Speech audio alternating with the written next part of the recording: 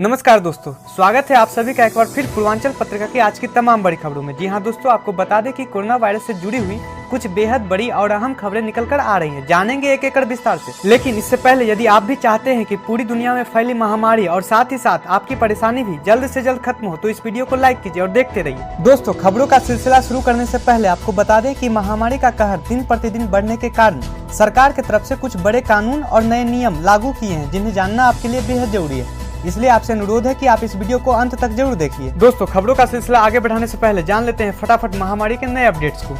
अभी तक भारत में संक्रमित मरीजों की संख्या 52,952 पहुंच गई है, जबकि 15,267 मरीज ठीक होकर घर जा चुके हैं। तो वहीं दुख की बात यह है कि अब तक 1783 मरीजों ने दम तोड़ दिया है। यदि हम विश्व की बात करें तो विश्व भर में अब तक 37,55,341 मरीज सामने आए हैं, जबकि 12,45,415 लोगों को ठीक कर उनको अपने घर भेजा चुके हैं।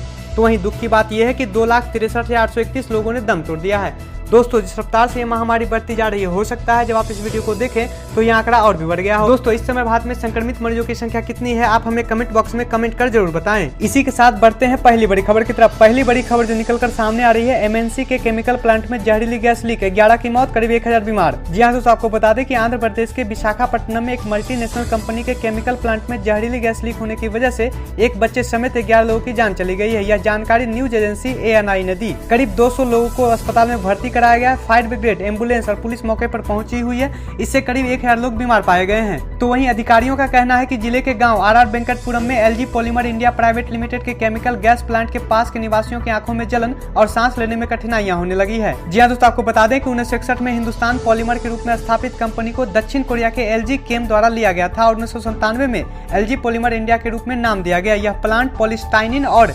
एक्सपेंडेबल पॉलीस्टाइरन बनाता है। बढ़ते हैं अगली बड़ी खबर की तरफ। अगली बड़ी खबर जो निकलकर सामने आ रही है, बुद्ध पूर्णिमा के मौके पर एक कार्यक्रम के तहत प्रधानमंत्री नरेंद्र मोदी ने वर्चुअल तरीके से देश को संबोधित किया। जी हां दोस्तों, आपको बता दें कि बुद्ध पूर्णिमा के मौके पर एक कार्यक्रम के तहत प्रधानमंत्री नरेंद्र मोदी ने वर्चुअल तरीके से देश को संबोधित किया। उन्होंने कहा, आप सभी को और विश्व भर में फैले भगवान बुद्ध के अनुयायियों को बुद्ध पूर्णिमा की बेसाख उत्सव की बहुत बहुत शुभकामनाएं। इस मौके पर पीएम मोदी ने यह भी कहा कि समय बदला, स्थिति बदली, समाज की व्यवस्थाएं बदली, लेकिन भगवान बुद्ध का संदेश हमारे जीवन में निरंतर प्रवाह मान रहा है। यह सिर्फ इसलिए संभव हो पाया क्योंकि बुद्ध सिर्फ एक नाम नहीं है, बल्कि एक पवित्र विचार भी है। बुद्ध त्याग और तपस्या की सीमा है। बुद्ध सेवा और समर्पण का पर्याय है। बुद्ध मजबूत इच्छा शक्ति से सामाजिक परिवर्तन की पराकाष्ठा है। साथ ही प्रधानमंत्री नरेंद्र मोदी ने कहा कि लुम्बिनी, बोधगया, सारनाथ और कुशीनगर के अलावा श्रीलंका के श्री अनुराधा स्तूप और वास्कोडुआ मंदिर में हो रहे समारोह का इस तरह एकीकरण बहुत ही सुंदर है। उन्होंने कहा कि बुद्ध पूर्णिमा को इस रूप में मनाने के लिए, करुणा से भरी आपकी इस पहल के लिए मैं आपकी सराहना करता हूँ। साथ ही आपके बीच आना बहुत खुशी की बात होती, लेकिन अभी हालात ऐसे नहीं है, इसलिए दूर से ही टेक्नोलॉजी के माध्यम से आपने मुझे अपनी बात रखने का अवसर दिया, इसका मुझे संतोष है। बढ़ते हैं अगली बड़ी खबर की तरफ। अगली बड़ी खबर जो निकलकर सामने आ रही है, अब तक 122 श्रमिक स्पेशल ट्रेनें चली, 1.25 लाख से ज्यादा प्रवासी मजदूर मंजिल तक पहुंच। जी हां दोस्तों, आपको बता दें कि रेलवे ने बुधवार को कहा कि उसने 1 मई से अब तक 122 श्रमिक स्पेशल ट्रेनें चलाई है, जिनमें लॉकडाउन की वजह से देश के अलग अलग हिस्सों में फंसे हुए करीब 1.25 लाख से ज्यादा प्रवासी मजदूरों को मंजिल तक पहुँचाया गया है। तो वहीं इस बीच कर्नाटक सरकार ने मंगलवार को अगले 5 दिनों में राज्य से चलने वाली 10 ट्रेनों को रद्द कर दिया। हालांकि उसने कहा कि बेंगलुरु से बिहार के लिए 3 ट्रेन तयशुदा कार्यक्रमों के अनुसार रवाना होगी। जी हाँ दोस्तों, आपको बता दें कि बुधवार की सुबह तक गुजरात से करीब 35 ट्रेन रवाना हुई, जबकि केरल से 13 रेलगाड़ियां रवाना हुई। इसके अलावा 13 ट्रेन बिहार पहुंच गई है और 11 ट्रेन रास्ते में है, जबकि 6 और चलाए जाने की योजना है। आंकड़ों के मुताबिक 10 ट्रेन उत्तर प्रदेश पहुंच चुकी है और 5 ट्रेन रास्ते में है और 12 चलाई जानी है। तो वहीं पश्चिम बंगाल सरकार ने केवल 2 ट्रेनों को मंजूरी दी है, जिनमें से एक राजस्थान और दूसरी केरल से है। बढ़ते हैं अगली बड़ी खबर की तरफ। अगली बड़ी खबर जो निकलकर सामने आ रही है, इंटरनेट यूजर के मामले में भारत ने इंडिया को पीछे छोड़ा। जी हाँ दोस्तों, आपको बता दें कि ग्रामीण भारत ने इंटरनेट इस्तेमाल करने के मामले में शहरी भारत को कहीं पीछे छोड़ दिया है। Internet and mobile association of India के आंकड़े बताते हैं कि गाँवों में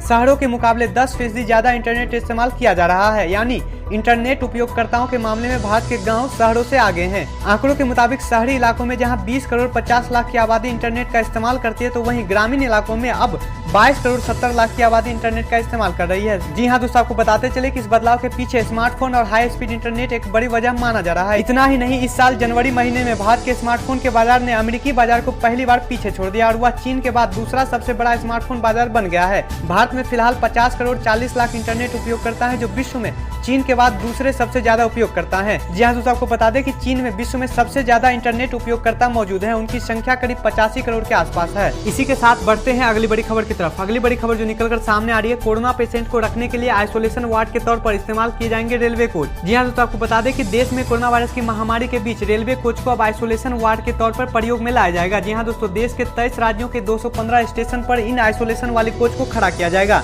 केंद्रीय स्वास्थ्य मंत्रालय ने इसके लिए रेलवे को नोडल ऑफिसर नियुक्त करने को कहा है। जी हाँ दोस्तों, आपको बता दें कि ऐसे पेशेंट जिन्हें कोरोना वायरस का हल्का संक्रमण है, उन्हें इन आइसोलेशन कोच में रखा जाएगा। यह कोच उन राज्यों के लिए बेहद मददगार साबित होंगे जहां पर स्वास्थ्य सुविधाओं की कमी पड़ रही है। ये राज्य जरूरत के अनुसार ट्रेनों में बने आइसोलेशन वार्ड में मरीजों को रख सकेंगे। देश की राजधानी दिल्ली की बात करें तो नई दिल्ली, दिल्ली और हजरत निजामुद्दीन स्टेशन पर इन आइसोलेशन वाली कोच को खड़ा किया जाएगा। बढ़ते हैं अगली बड़ी खबर की तरफ। अगली बड़ी खबर जो निकलकर सामने आ रही है, 69,000 शिक्षकों की भर्ती के मामले को लेकर इलाहाबाद हाईकोर्ट ने फैसला सुनाया। जी हाँ दोस्तों, आपको बता दें कि बीते लगभग 1.5 साल से उत्तर प्रदेश में 69,000 शिक्षकों की भर्ती के मामले में आखिरकार बुधवार को इलाहाबाद हाईकोर्ट की लखनऊ पीठ ने अपना फैसला सुना दिया है। कोर्ट का मामला यूपी सरकार के पक्ष में गया है, जिसके मुताबिक सामान्य वर्ग के अभ्यर्थियों को अब 150 में से 65% और आरक्षित वर्ग के अभ्यर्थियों के लिए 60% अंक लाने होंगे। यानी 150 नंबर की परीक्षा में इस हिसाब से अब सामान्य वर्ग को 97 नंबर और आरक्षित वर्ग को 90 अंक लाने होंगे। जी हाँ दोस्तों, आपको बता दें कि यूपी सरकार ने अंकों का निर्धारण परीक्षा के बाद किया था और यही विवाद का कारण बना था। इस फैसले का विरोध कर रहे अभ्यर्थियों का कहना था कि सरकार को अंकों का निर्धारण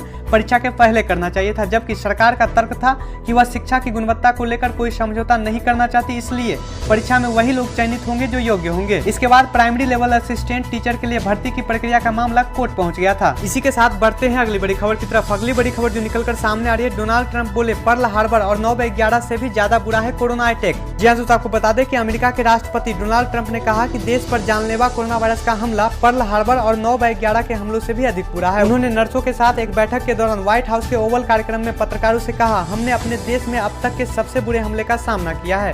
यह वाकई में सबसे बुरा हमला है। यह पर्ल हार्बर से भी बुरा है। यह विश्व व्यापार केंद्र से भी बहुत बुरा है। पहले कभी इस तरह का कोई हमला नहीं हुआ है। जज तो उन्होंने कहा कि इसमें पर्ल हार्बर हमले में मरने वाले लोगों से भी अधिक संख्या में लोग मारे गए। इसमें विश्व व्यापार केंद्र पर हुए हमले में मरने वाले लोगों से भी अधिक लोग मारे गए हैं। इसी के साथ बढ़ते हैं अगली बड़ी खबर की तरफ। अगली बड़ी खबर जो निकलकर सामने आ रही है, ICMR ने प्लाज्मा थेरेपी के क्लिनिकल परीक्षण के लिए 21 संस्थानों को मंजूरी दी। जी हाँ दोस्तों, आपको बता दें कि भारतीय आयुर्विज्ञान अनुसंधान परिषद अर्थात ICMR ने कोविड-19 से जुड़ी जटिलताओं को सीमित करने के मकसद से इस बीमारी से स्वस्थ हुए व्यक्तियों के प्लाज्मा के प्रभाव का आकलन करने के लिए करीब 21 संस्थानों को एक अध्ययन में शामिल होने की स्वीकृति दे दी है। अधिकारियों ने बताया कि इस अध्ययन में 452 नमूने शामिल किए जाएंगे, जिसमें 400 नमूनों का पंजीकरण होने के बाद कोई नया संस्थान नहीं जोड़ा जाएगा। जी हाँ दोस्तों, आपको बता दें कि प्लाज्मा थेरेपी में कोविड-19 से उबर चुके व्यक्ति के रक्त प्लाज्मा से एंटीबॉडी लेकर उन्हें कोरोना वायरस के रोगी के शरीर में चढ़ाया जाता है, जिससे संक्रमण से लड़ने में प्रतिरोधी क्षमता काम करना शुरू कर सकती है। जी हाँ दोस्तों, ICMR ने कहा है कि उसने कई केंद्रों पर क्लिनिकल परीक्षण की पहल की है, जिसे प्लासिड ट्रायल नाम दिया गया है।